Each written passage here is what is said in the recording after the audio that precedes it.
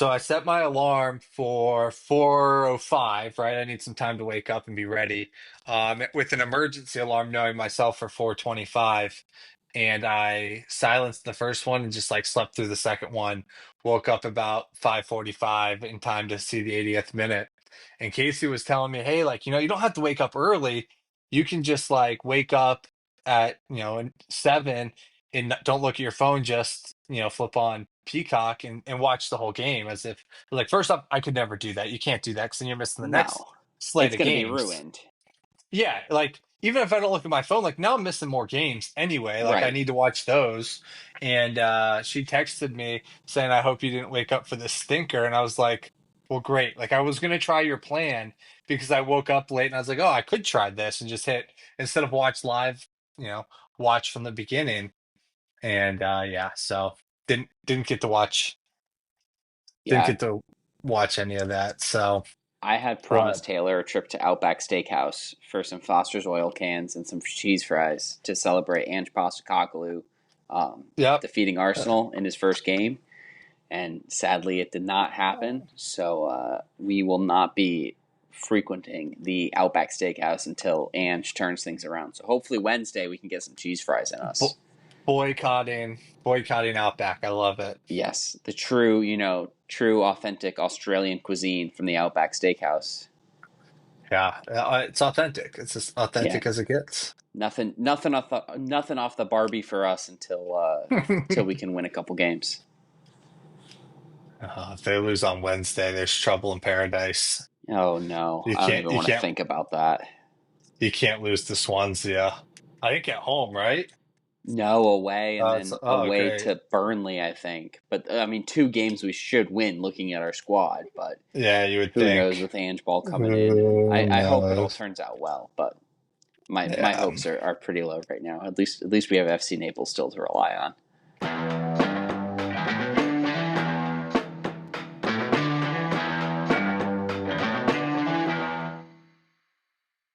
Welcome Yeah. back to Forza Naples. I'm Ian. That's Paul. Don't forget to follow us on Instagram at ForzaNaplesPod, Bluesky at ForzaNaples. Email us ForzaNaples239 at gmail.com.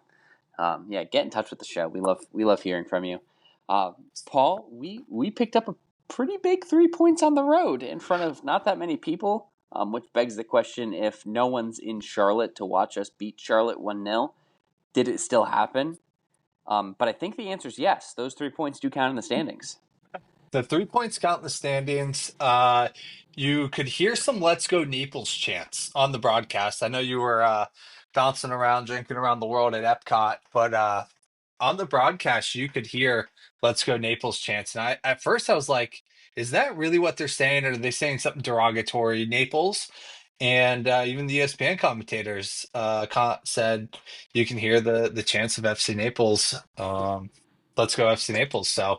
Yeah, it seemed like we had a pretty good away showing, and this was a game that we had talked about. I had talked about at least going to and sneaking away to Charlotte for a long weekend. Ended up going to Disney instead, so more on that later. But yeah, seemed like a really big. I mean, as far as USL League One goes, right, a big away section, away supporters group there in Charlotte. Awesome to hear them chanting, and yeah, big 1-0 win thanks to a Jaded Onan penalty. So let's get into this one. What was your kind of key takeaways here from this match? I'll let you break it down first. Yeah, I mean, it really felt like a game of a lot of nothing.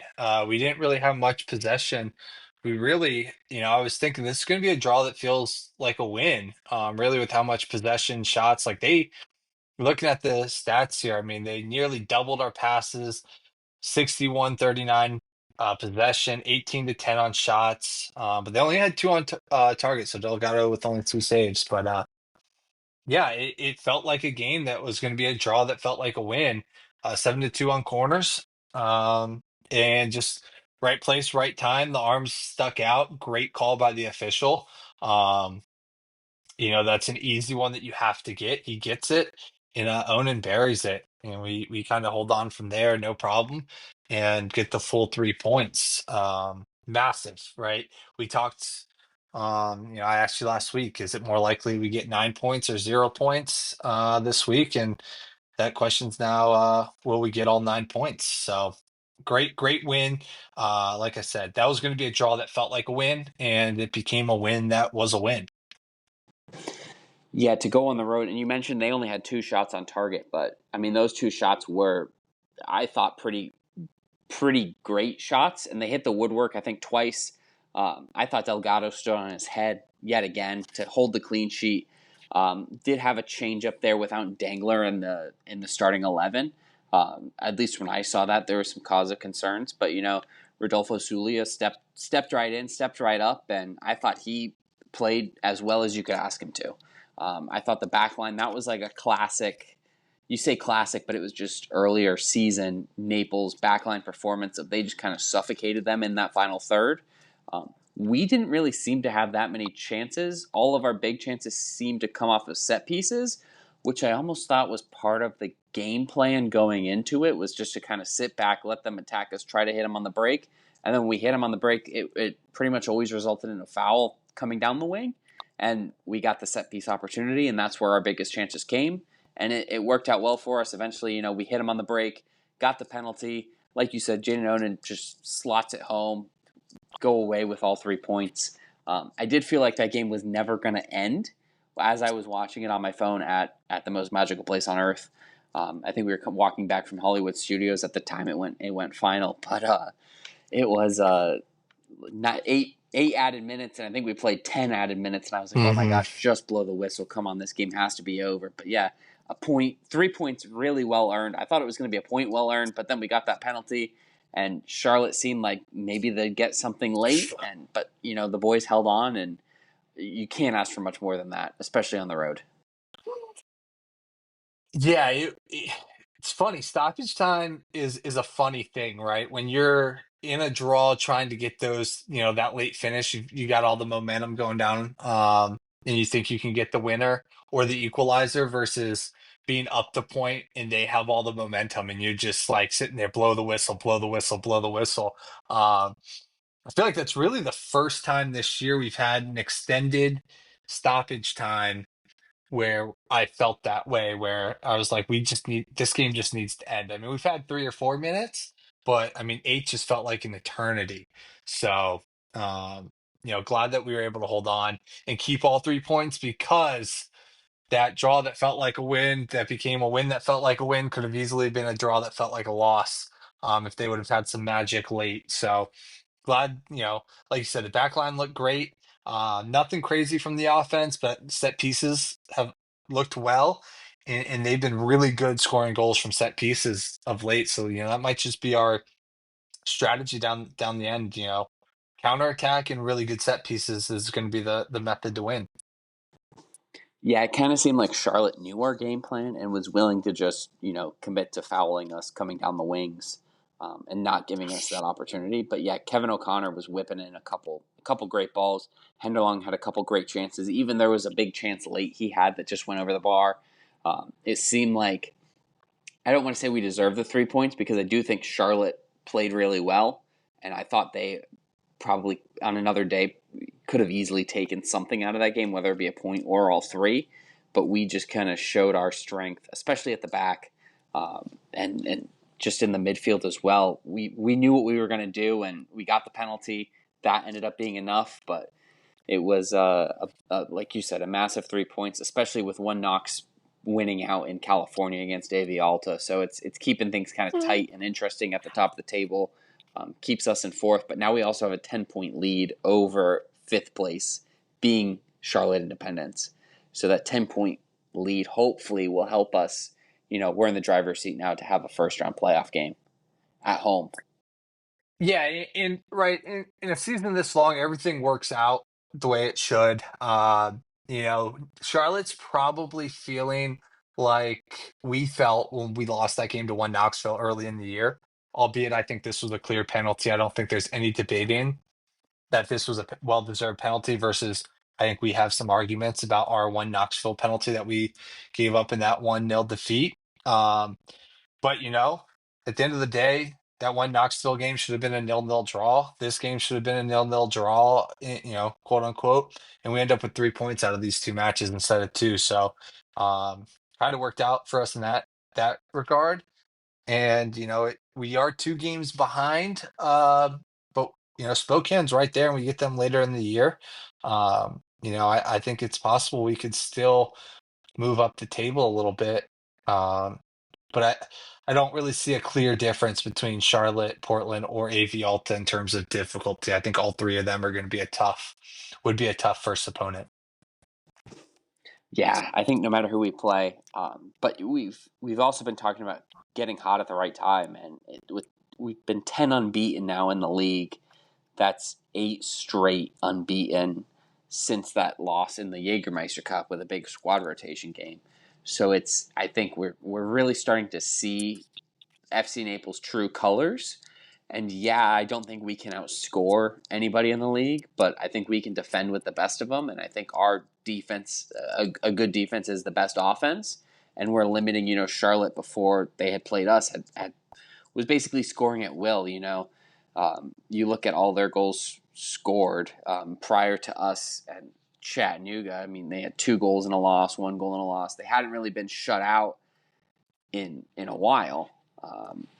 Even against, I guess they did get shut out by Chattanooga, but yeah, they had been kind of scoring nonstop, and then they face us, and it's a 1-0 win for us. So it's just a big ask of the back line, and I thought they executed it perfectly.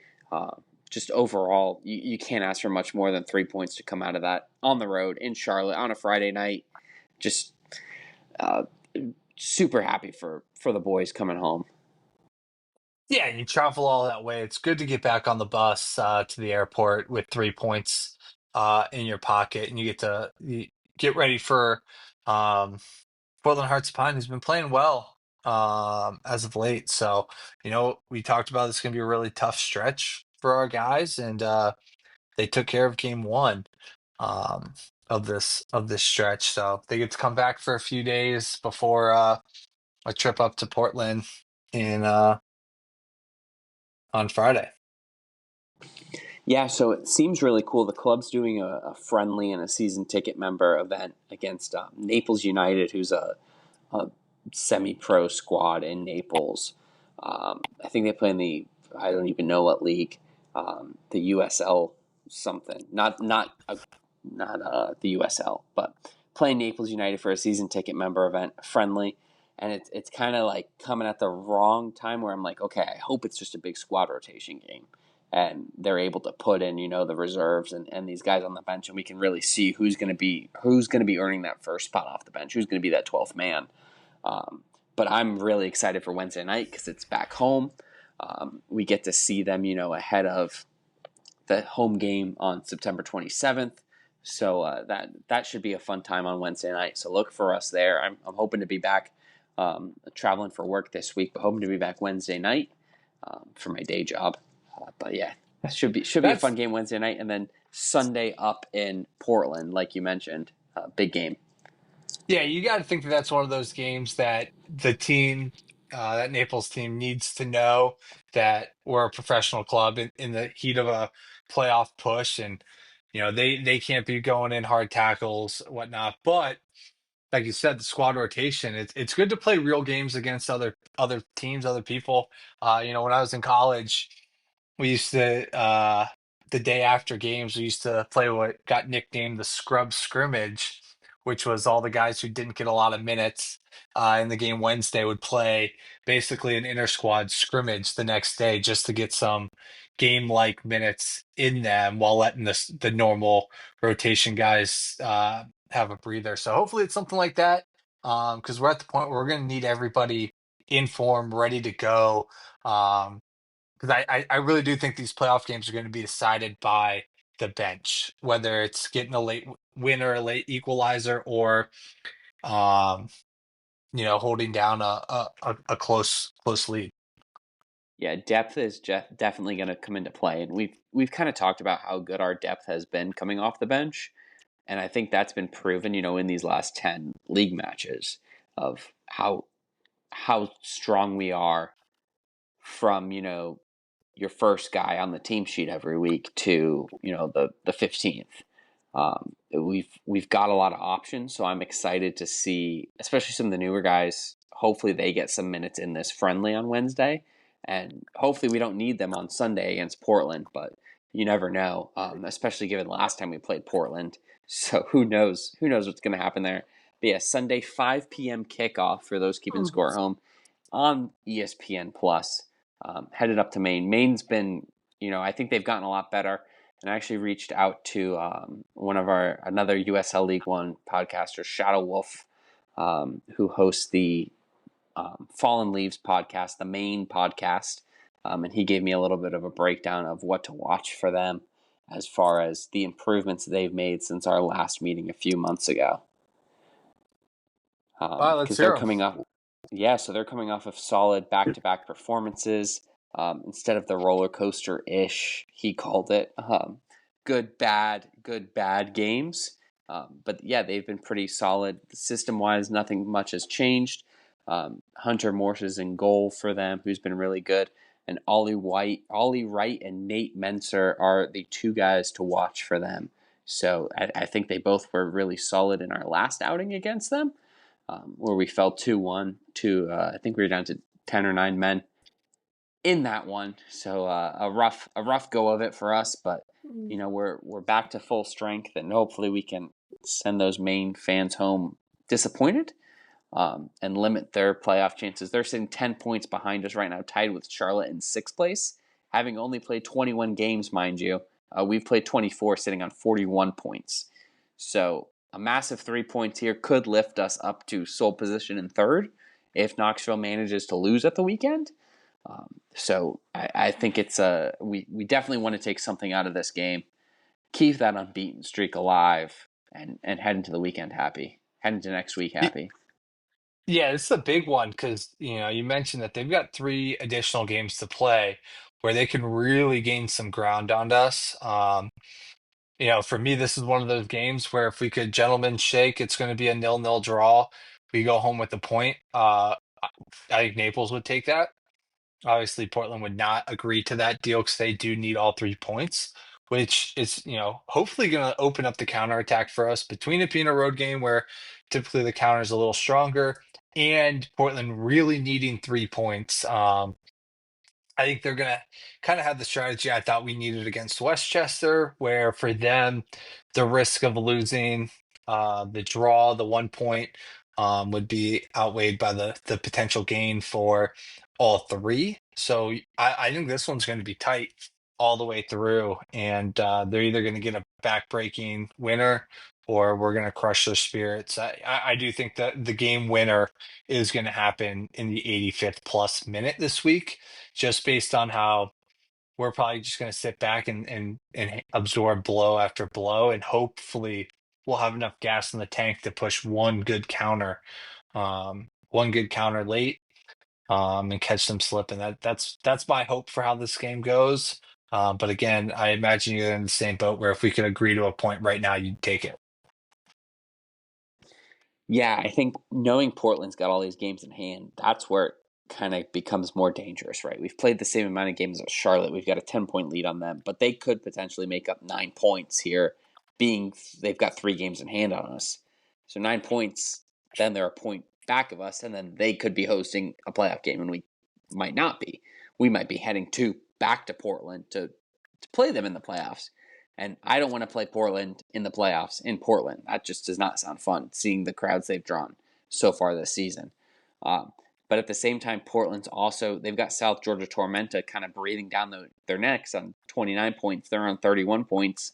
They've got these games in hand. They need the points. But we do too, right? So I think kind of using that motivation, I agree with you. If we could take a 0-0 draw now, sign off on it right now, bite your hand off for that. But I also do think these guys are beatable, and we do want to get revenge off of that red card penalty fiasco that was the last time we played them, right? And I thought we deserved something out of that game, even with 10 men. So you kind of got to hope for that, and hope we are able to take advantage of our opportunities and maybe pick up 3 points. But yeah, I would sign off now, be happy with a point. Yeah, they do have kind of the mixed bag. They kind of play. It looks like everybody the rest of the year. They do play Richmond midweek. So they could be sitting on 34 points is what I'm gonna guess. They're in the last five, 3 wins, 2 draws. So I'm gonna guess they're gonna beat Richmond, who's really struggling. They do have 2 wins, 3 losses in the last five, but that's a game that if we were filming a Portland Hearts of Pine, that's a must-win game. You got to beat Richmond, who's at the bottom of second worst team in the league. So you got to think they're going to be coming in 34 points, hungry to keep their streak going. So yeah, it should be a really fun game Sunday, and it's going to be a playoff atmosphere. Like that is going to be one of that's probably the best atmosphere outside of Paradise Sports Complex in USL League One. So it'll be a good tune-up, playoff team in a playoff atmosphere on Sunday, especially since Portland has no NFL team. They're all going to be supporting their USL League One team. Yeah, they've been seeing that team kind of come in. They're a fellow expansion team, so they're same age as us.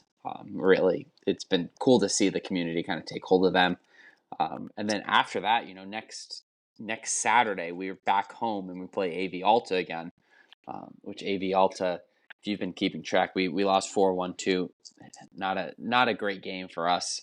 But then got the draw that felt like a win with a 1-1 stoppage time winner against them most recently. So we're hopefully can even out that series at home, back at home.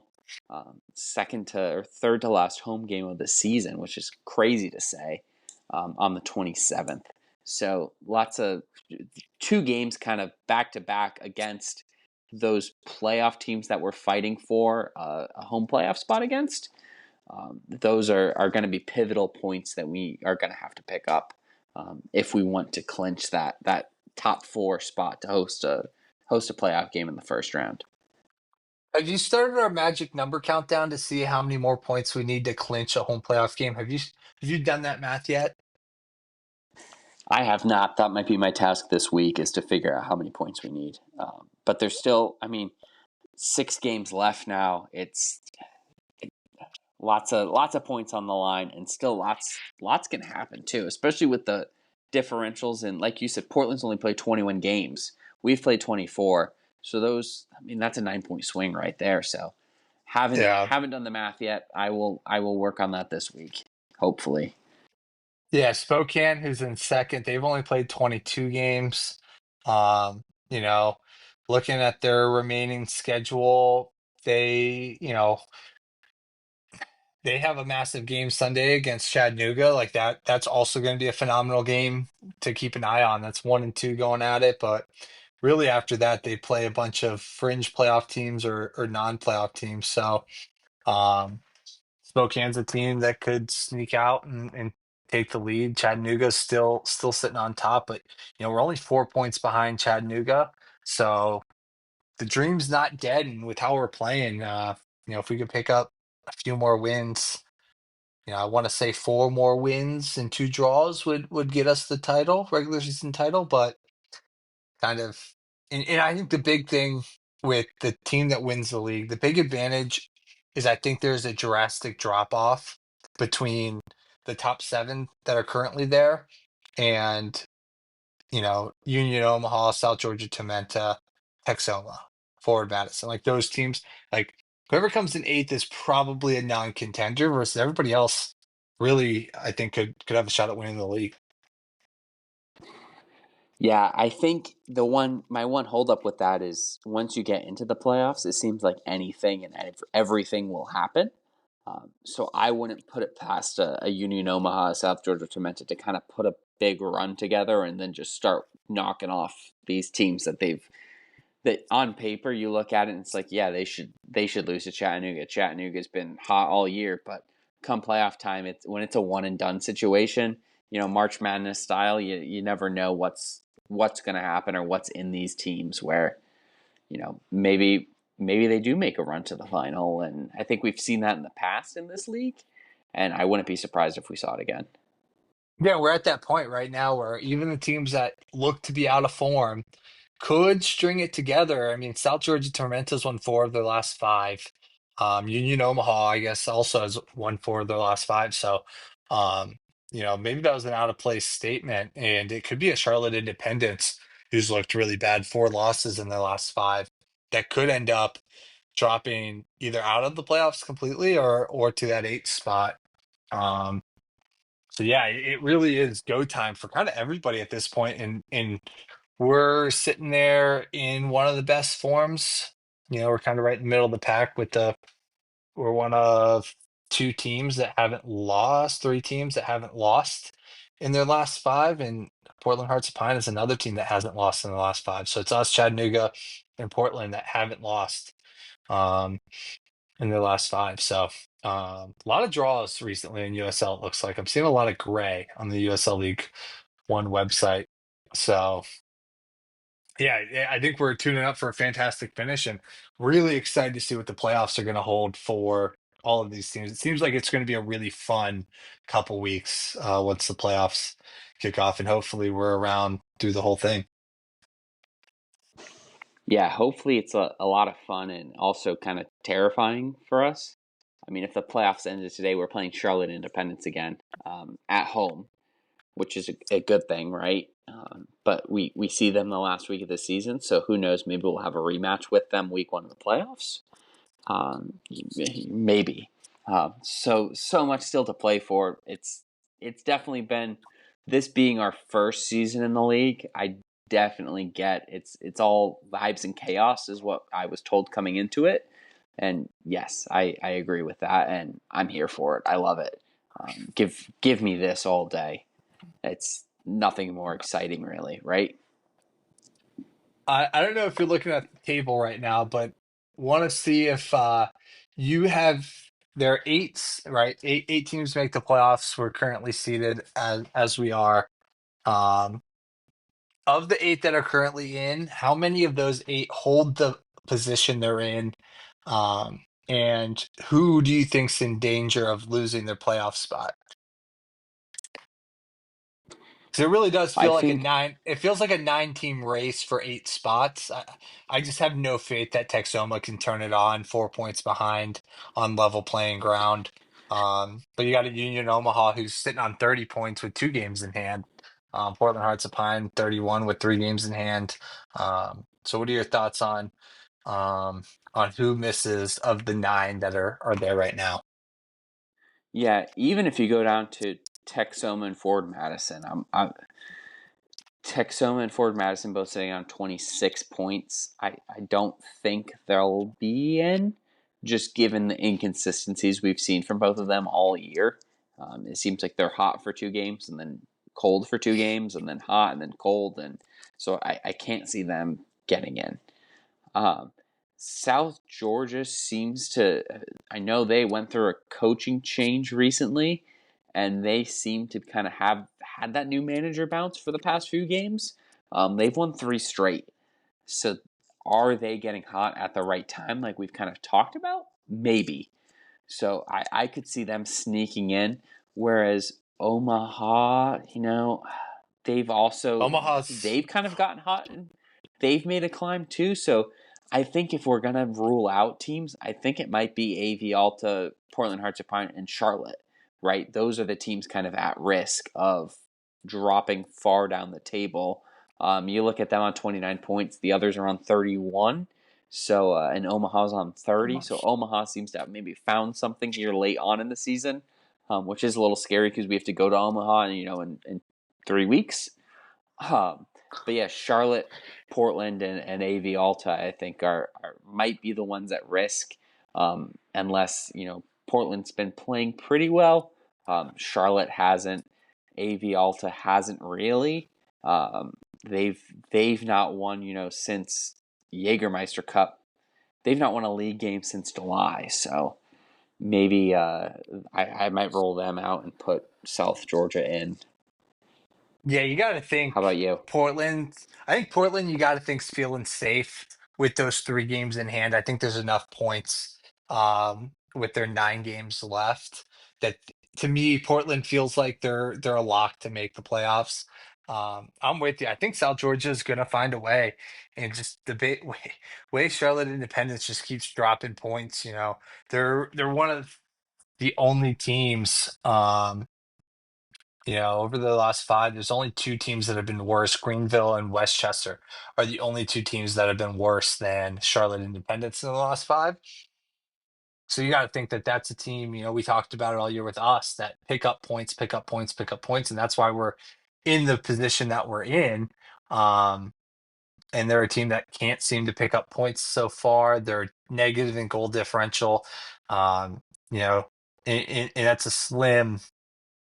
Why they're slated actually above Hearts of Pine is crazy. I don't know what the tiebreaker is. It must be, I have no idea because must be wins because um, Portland has a better goal differential. So I think Charlotte drops out. Actually, I'm going to go say that now that they're going to drop out all the way. And you're going to see South Georgia Tormenta sneak in. I would love Texoma though. I would love Texoma to find themselves in a playoff spot. That would make my season. The only thing I'd rather Yeah, see more than Texoma make the playoffs is us win the league. Um, yeah, so that's your team there, Texoma. They've lost two and drawn one in their last three. So it's not looking great for them, but yeah, I'm with you. I think that would be fun to see all of the expansion teams, except for Westchester. I think Westchester's kind of a write off at this point, but to see the our fellow expansion teams this season get into the playoffs, I think would be a lot of fun. yeah, I think it's safe to say Um, Westchester is done. yeah, unfortunately. So looking at this Sunday, you got a scoreline prediction you like? I It's got to be 2-1. It's got to be the score line. And because I'm a homer, I'm going to say 2-1 Naples. Like I said, 85th plus winner for FC Naples. I like it. And that's I think the last time we played them it was 2-1 Portland, so I like that getting some revenge. I'm gonna go 2-2. I think we hold on to get a draw, take a point back from Maine very happily, and then focus on beating AV Alta next weekend. So yeah, I'll go 2-2, and I'll go Jaden Owen, Carson Henderlong for the goals. Got to keep Henderlong hot in that Golden Boot race. Yeah, what's he tied for the league right now with tied for the lead with that guy from Westchester? I believe so. Sitting Last with I 12, looked, I I think don't was think the guy from less. Westchester scored. Yeah. No, Looking he did looking at score. Juan Auberjon did score, so he is a goal back of the Golden Boot race. If you're keeping score at home, so we need a couple goals out of Henderlong. So maybe I'll go both goals Henderlong, 2-2 draw, sticking with the score line. the a guy I'm looking forward to Wednesday is going to be Bachkenstein. I think it'll be really fun. I think he's going to get, a full run of play Wednesday because I do think he's going to be a game changer. He seems kind of like a guy like Taiwo from Forest that just needs a good couple runs. He's not going to be the guy that can play 5-10 minutes here and there and find his form. So I'm looking for a guy like him to make a big impact Wednesday. Not that that game matters at all, other than for some fan appreciation, but yeah, I think he's could be a difference maker down the stretch, and getting him into playing form would be awesome. Yeah, I'd love to see some extended minutes out of him, especially going into the playoffs where we might need that spark off the bench and might have to go two true strikers up top. I'd love to see him kind of come in and succeed. Seeing the tape on him and seeing him come in off the bench so far has been fun. So yeah, looking forward to seeing him play on Wednesday, like you said. Yeah, Paul, since you anything were else you at want to add before?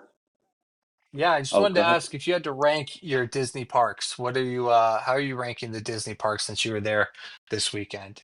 And are you team Disney or team Universal? We are Team Disney with a 2-year-old right now. Loves Disney, loves Mickey Mouse. Also loves the Disney popcorn. I will add. Give that kid some popcorn. He is happy, for he'll eat the whole bucket. Disney popcorn bucket, also great investment. It's like $2.50 for a refill. It's insane. You pay $14 up front, but we've gotten our money back without a doubt from that popcorn bucket. As far as parks go, I Animal Kingdom, for whatever reason, holds a special place in my heart. I just think that park is really cool. Yeah, there's not too much to do there, but there is, right? It's just kind of all off the beaten path, and you got to go seek it out. So I might have to put that one number one.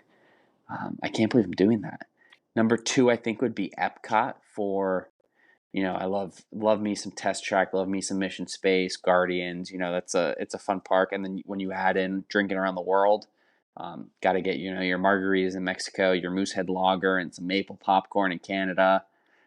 I think that one's number two. I'd probably go Magic Kingdom number three, just because it's a pain to get to, where you got to take the monorail or the ferry. Like, yeah, it's a really cool concept, but hate parking and then having to get to the park.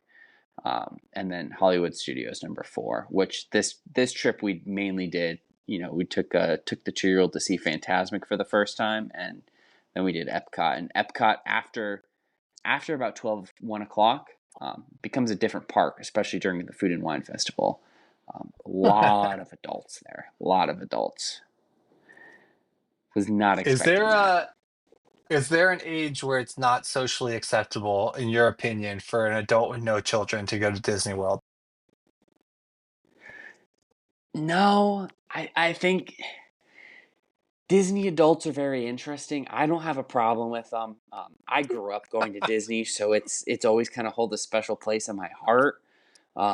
So I love bringing our kid there, but also like you can have fun at Disney at any age, really. Like, it's the same thing with Universal, right? Like, yeah, Universal has the better rides, the better roller coasters, whatnot. Like, Hmm. I'm not gonna fight you on that, but the theming at Disney is just fun, and it's always a good time. So anyone that's there enjoying it now, I do draw the line is, like, we went to the character buffet dinner with our 2-year-old, and we sat down, and the people at the table next to us got so annoyed that we had a 2-year-old who was, playing with toys and making noise. And they just kept shooting us a glaring look like, you're at Disney. What do you expect? Yeah. Yeah, we're bringing our 2-year-old to meet the characters at dinner. Like, just because you're old, like you're an adult and you're here on a date or whatever it was, like, don't get annoyed with us for bringing a 2-year-old. Like, yeah, so that was like, if we're at a Chili's on Saturday night and you shoot me that look, like, yeah, I'm sorry, he's two. He's gonna want to play with his bus on the table, and it might be a little loud. But when you're at Disney, like, I don't have sympathy for you. You've signed up for dealing with my 2-year-old now while we wait in line to meet Mickey Mouse. Yeah, and So I think those living in those are my Florida, Disney hot takes from the weekend.